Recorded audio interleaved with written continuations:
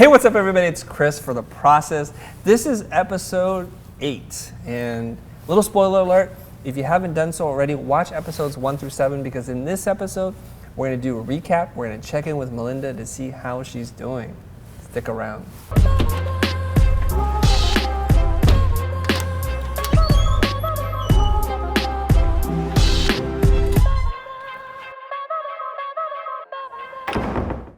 Melinda, tell me how life is.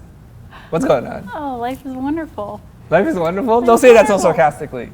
What's going on? Things are good. Things are good? Yes, the inquiries from clients are picking up.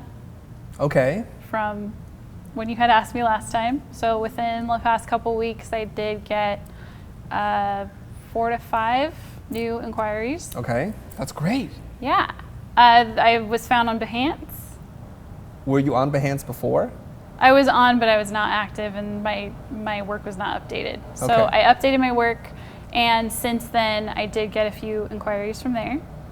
So, internet, I tell you to do stuff on Behance, and Behance works, and in a very short amount of time. We're talking about a couple of weeks here, right? Yeah. When was the first time you updated your Behance? How long ago was that?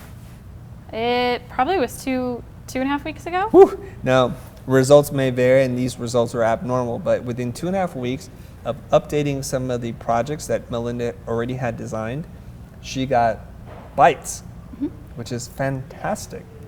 So let's talk about the case studies. How many case studies have you updated already? I don't have a full-blown case study yet. This is just updating the work. Okay, the so how many actual presentation. How many projects have you updated in terms of the presentation? 3. She's updated 3. And what did you add to them? Or what did you change? What's different about them? So before it was very limited, so I might have only had a couple, maybe 2 to 3 images of the branding. That wasn't, you couldn't really get a sense for the whole brand, especially if I'm doing brand identity. It didn't show what the different applications of the branding on different things, so on printed pieces, on stationery, and so I built out more of that, so I added to a lot of projects too, and maybe some product, some packaging. So yeah, I was adding to a lot of the projects. I see. So you built out a couple more applications, Yeah. and labels, packages, letterhead, that kind of stuff. Mm-hmm. So you tried to make the work that you've done, you tried to make it more encompassing in terms of like the different parts that it touches. And that's great. And that also triggers something within the client. Like, I have these needs. My stuff doesn't look this good in all applications, and you've done that. How much time did you spend in updating the applications for each one of your projects, roughly? Oof. It was hours for each. Hours? Oh my gosh, hours? This is where the internet gets mad at me. Hours? Well, how many hours? For each project, not like each it's application. so hard when you ask me that. Just ballpark.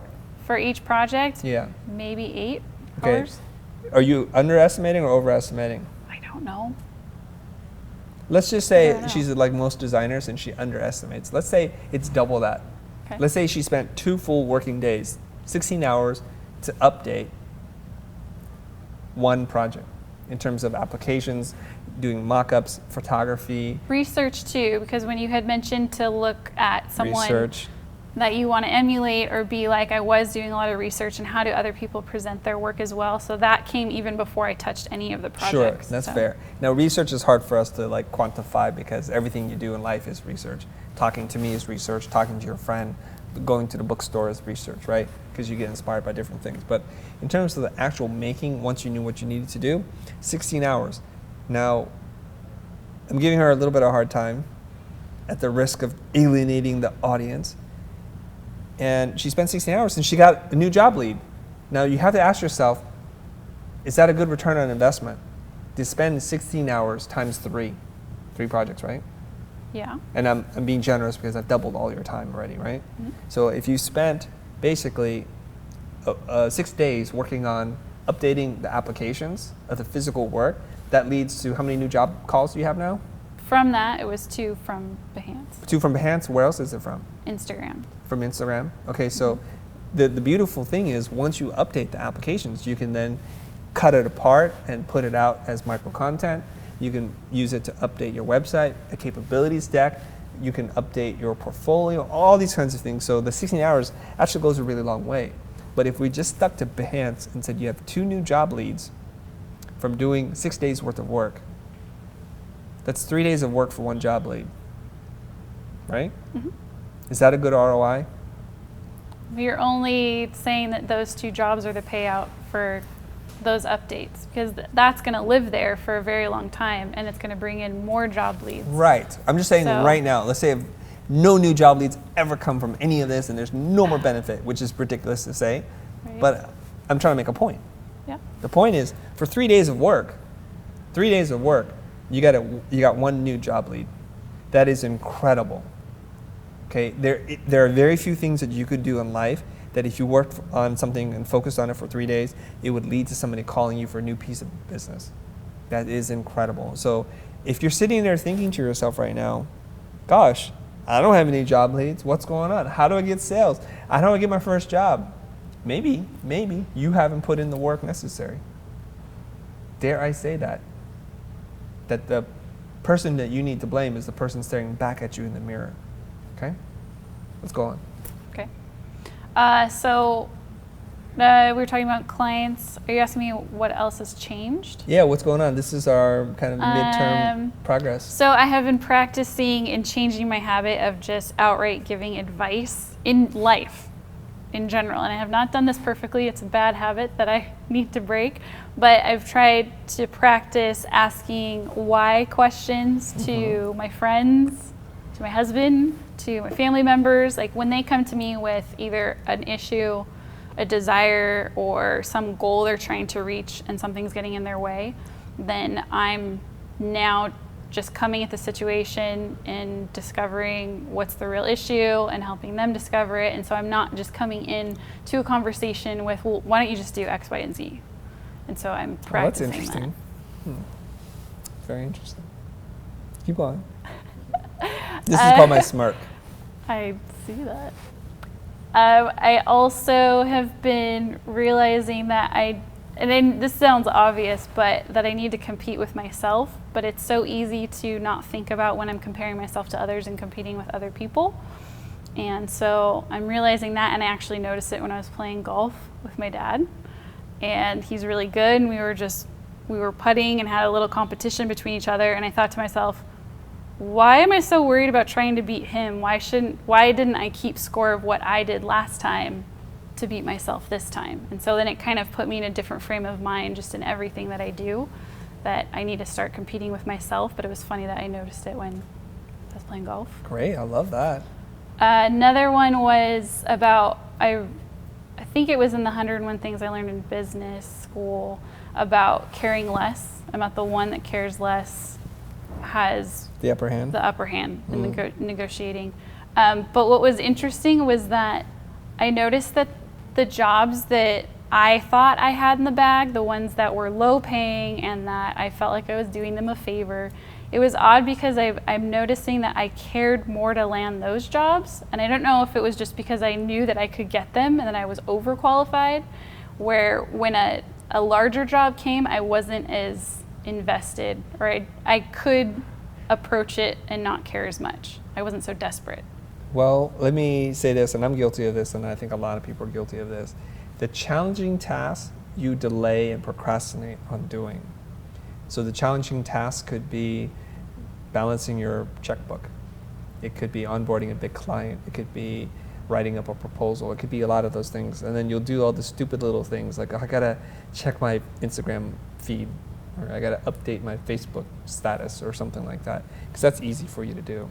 So that's very human to do that, so I don't think you need to feel bad. You just need to acknowledge that that's happening and then make the decision as to what you want to do.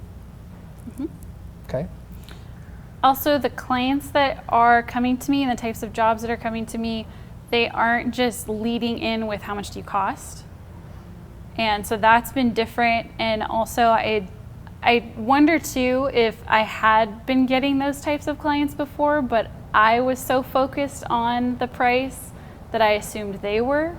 And so I don't think this is a completely new crop of clients, a little different, but I think I am also different in how I approach these new clients too. Probably a little bit of both. Yeah. But it's too short of a time, I think, for drastic changes like that to happen. Meaning you put up a few new projects on your website and then the world changes for you. And sometimes that does happen. I'm not discrediting that, but I think mostly it's because you've changed and not the client. You're listening for different things. You're looking for different things. And it's funny, like how when you're looking to solve a particular problem, like you want to buy a new hose for your lawn or something, all of a sudden hose things start appearing, like all these different options. Infomercials start popping up. The magazine you turn to all of a sudden talks about these new hose technologies. It's because our brain is wired in such a way that when we concentrate on something, we're going to be able to see it, because otherwise we can't process all the information that's coming into our head, because that'll lead to, I don't know, feeling overwhelmed. Maybe. Spoiler alert. Yes. Okay, what else?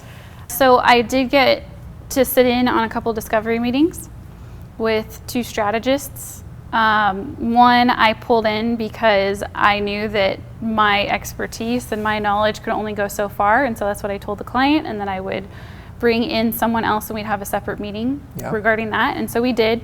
And so my friend who's a strategist led that one, and I was listening in, and I discovered how much I don't know about leading and facilitating, and even some of the questions that he asked, the discoveries that the client made, I wouldn't have even known to go there. And so it was showing me how much I'd lack in that, and learning also, and just Give how us to some ask examples. those questions. I have so many questions about this strategist friend, because not every one of us has a strategist friend ready to pop out of our pocket like, hey buddy, you remember that thing? Yeah, help me out.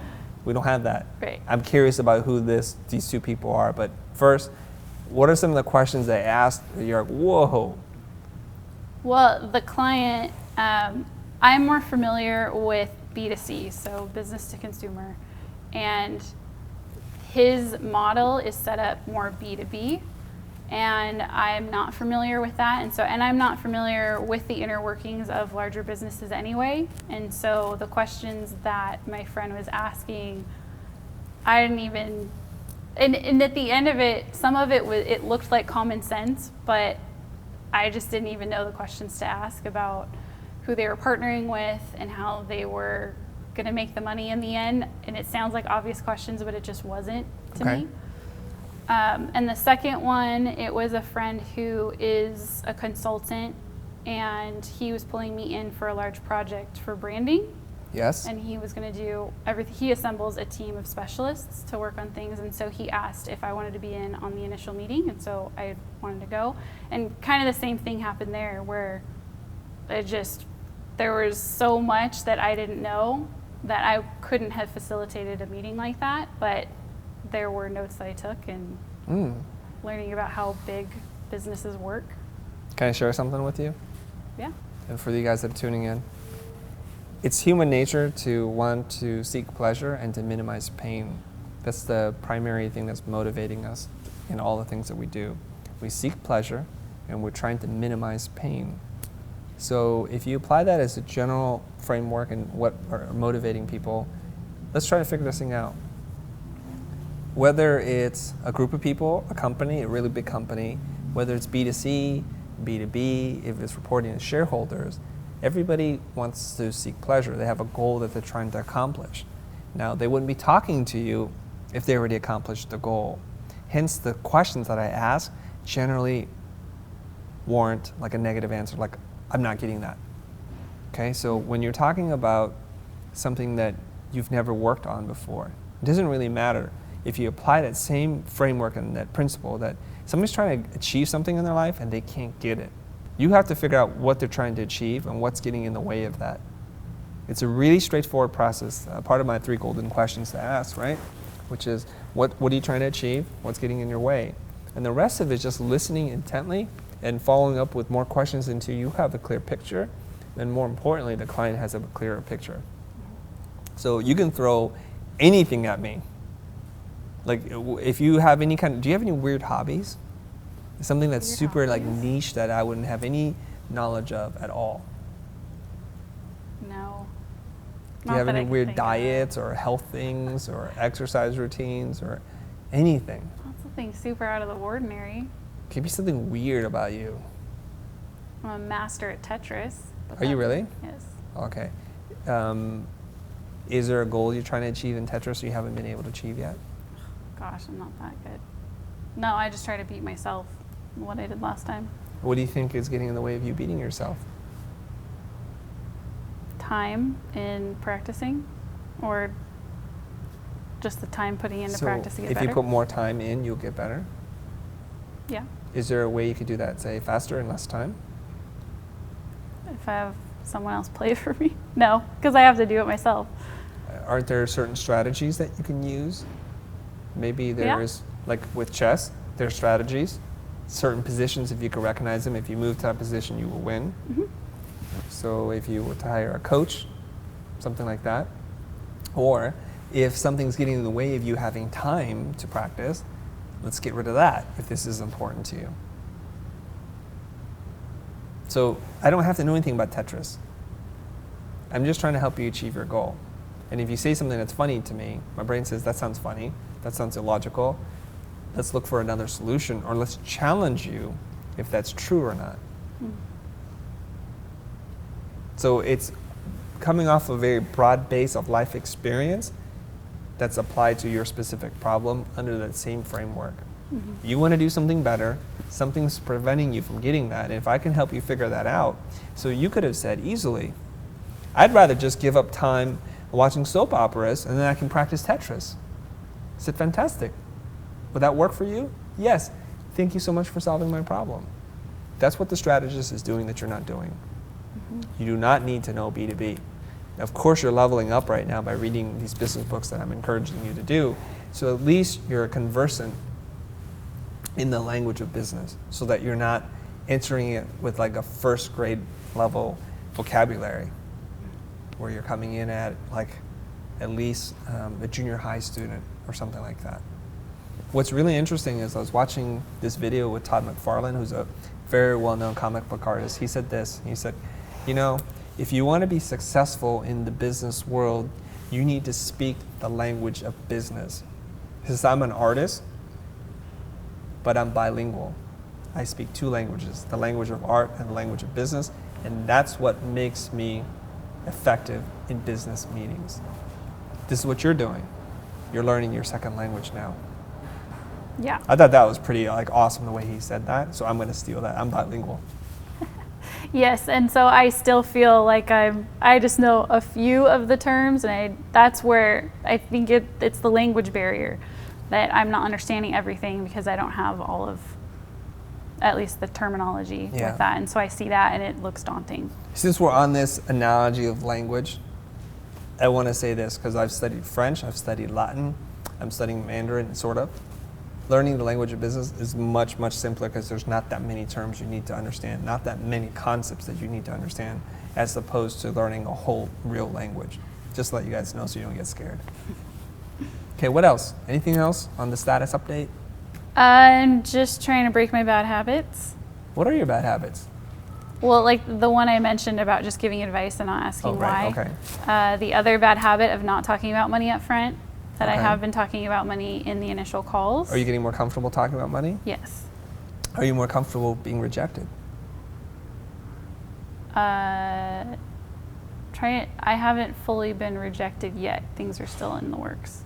Okay. So let me rephrase the question. Let me rephrase a very leading question with a closed mind. Let me just rephrase. Okay, go for it. I remember in episode 1, you told me that you didn't want to talk about money because that meant that the person could say no to you. You'd rather go away and toil over a bid, a proposal, and then submit that, and then have them say no in an email. Right. That was preferable to you. Right. So when I asked you the question, are you more comfortable with hearing no and being rejected, your answer was? Yes, I am more comfortable. That's it. Because you are, obviously. Once you start talking about money, it's like asking a girl or a guy out. There's a very high likelihood that you're going to get a no. Just because you haven't heard no before doesn't mean you've become more comfortable with it, right? True. Because that's a very real option. As soon as you bring up something that somebody can object to, you're opening yourself up for rejection. It's So true. good job. Thank you. And why am I so crazy about this? Why am I pushing in so hard on you on recognizing this? It's because we do not take enough credit for the things we've been able to do. Hence, we're stuck in this place of doubt and self-criticism and things like that. So it's my job not only to jump on you when you're doing something where I think you can tweak and fix, but when you've done something right, to force you to acknowledge you've gotten there, right? We spend most of our time and energy focusing on what we're not, so little time, sadly, on the things that we are. You've made a ton of progress. You don't know it yet, but I already know it, and we're gonna keep going. What else? I also have been getting asked to write for blogs and be on podcasts. Dang. And webinars. How come? Because I am more out there. People see me. And it's so weird. What a weird concept. I know. God. Also the friends that I have too, just networking with them and getting to know what they do. A lot of that comes through the friends too that I have. Excellent. Yeah. So there's this whole transformation that's happening. Mm-hmm. This little secret in Orange County. Is that where you are? Yeah. Yeah, there's a little secret in Orange County hidden behind that orange curtain. All of a sudden, you're on this stupid show, and you're changing your Behance page, you're changing your Instagram page, and you're just putting yourself out there, putting out positive energy, and lo and behold, if you're willing to be vulnerable, which you are, if you're willing to be criticized, which you obviously must be, because this show, that's all people want to do is criticize us from one thing to the next, all of a sudden, you become a little bit more resilient, a little tougher. I mean, she doesn't look like it from the outside, but she's a tough woman. You're a tough woman. You're a brave woman. And now you go out there and it's like, yeah, let's do this. Right? Yeah. You feel like that? Yeah. You feel like you're like in that 80s movie, The Warriors? Warriors! No? I don't know that movie. But okay, yes, how I'm about sure. in Escape from New York? Kurt Russell in the boxing ring with the bats with spikes on them and people are just beating each other's brains out. That's you now. Not the person getting their brains beat out, but you're like this tough person. Like, let's do battle, right? Okay, good. What else? I did get an inquiry from Instagram, my personal page, or my personal Instagram. And I thought at first, well, the client asked, he said, wait, which one are you again? Because he had contacted a few people. And I said, well, I do the logo studies on Instagram. He said, no. I remember you. You're the dog lover. And that's why I wanted to go with you. So. Smirk. There's a smirk coming on you. My dog did bring it in. I got some grief for saying something. So let's address that today. Let's address that today, right now. Yeah. I said to you two things. Nobody cares about your dog. Don't post your dog pictures. Don't post your cat pictures unless you're a dog photographer or somebody who grooms animals, right? Or you're working for PETA or one of those things. Don't show your food pictures, your kid pictures. Nobody wants to see any of that stuff. And he said, you know, you, not you, unless you're a celebrity, you're not that hot. And people thought I was attacking you. Right. You specifically. I'm not saying that. I'm saying the lives of celebrities, for better or for worse, are what sells magazines. People are really into that. It's all gossipy. There's a dozen magazines out there just to tell you what somebody eats, drinks, farts, and where they sleep all the time. And if you're not that person, don't give them that because the public doesn't want that from you. And now you're saying, pie in your face, Christo. Somebody hired me because of my dog picture. And what does that tell you? What's the message you want to tell the people? Well, it's nothing that I can prescribe that they should do, but it was something that I noticed that they did want to relate to me on a personal level. And I venture to guess that it was building some kind of trust. Well, if that person's a dog lover, they must be awesome. Okay, let's look at this. Let's examine this a little bit.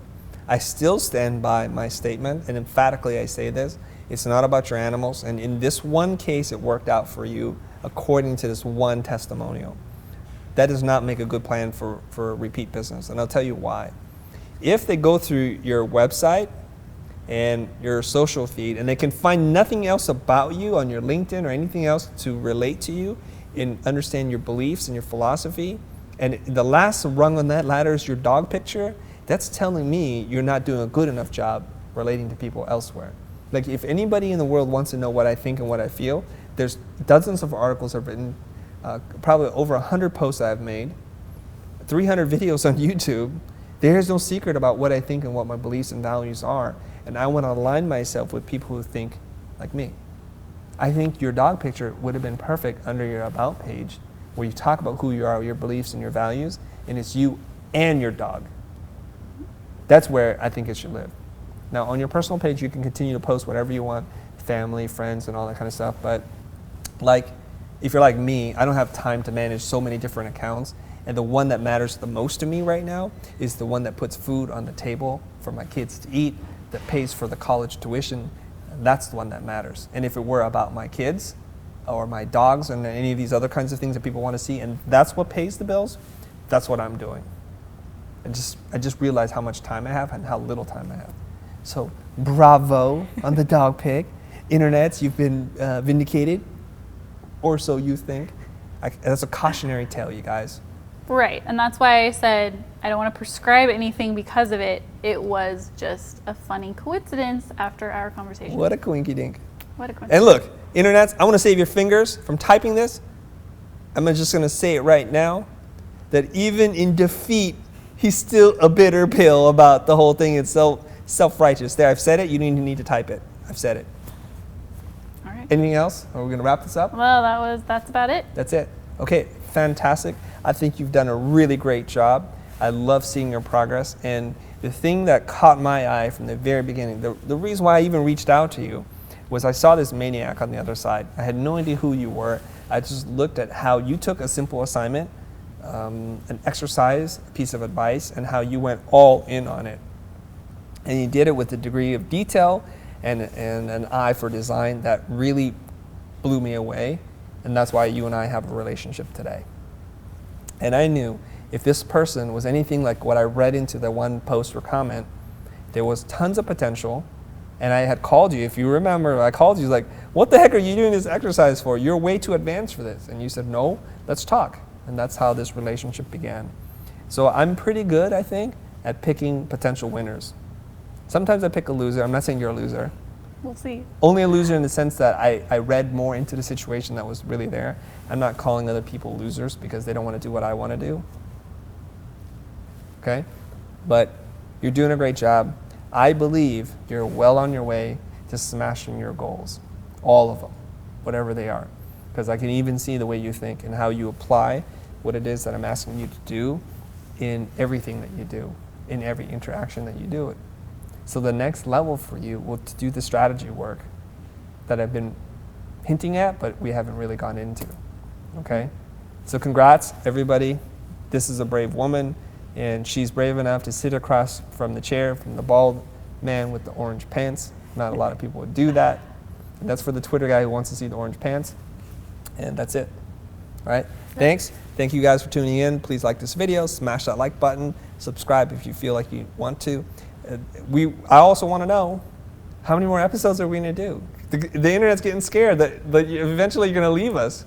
What? You have any plans on leaving us? Maybe like, taking a break to implement everything. Break schmake. That's for like TV losers. shows take breaks. All right, right? okay. Season? I was just kidding. We'll do like a summer break and people will like have withdrawal symptoms. Like, I need my Melinda. All right. Thanks very much, guys. See you guys next time. I want to say this. I just want to say this. You are not defined by your past. The future is what you make of it. See you next time.